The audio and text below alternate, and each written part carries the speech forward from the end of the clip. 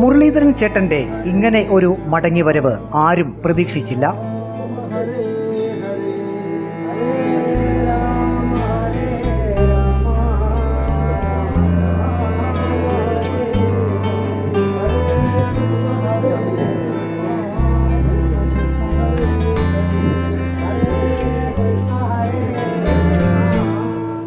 ഭൗതിക ശരീരവും വഹിച്ചുകൊണ്ടുള്ള ആംബുലൻസ് പത്തനംതിട്ട വാഴമുട്ടത്തെ വീട്ടുമുറ്റത്തേക്കെത്തിയപ്പോൾ പരിസരം ജനസാഗരമായിരുന്നു.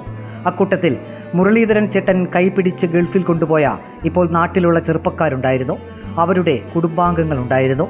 ഭൗതിക ശരീരം മുറിക്കുള്ളിലെത്തിച്ചപ്പോൾ ഭാര്യയ്ക്കും 2 മക്കൾക്കും ബന്ധുക്കൾക്കും സങ്കടം സഹിക്കാനായില്ല.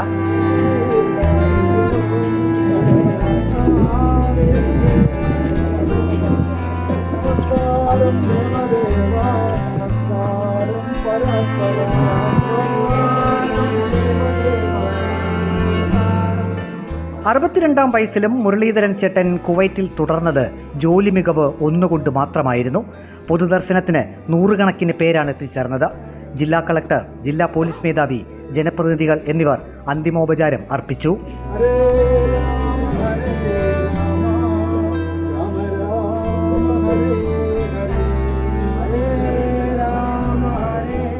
മകൻ ഗിരീഷ് ചിതയ്ക്ക് തീ കൊളുത്തി.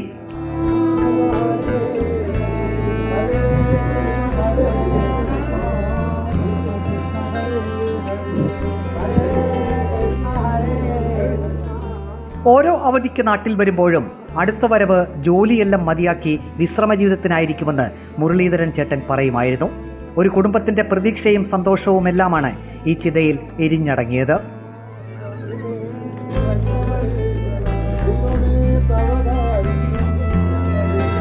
റിപ്പോർട്ടർ, പത്തനംതിട്ട.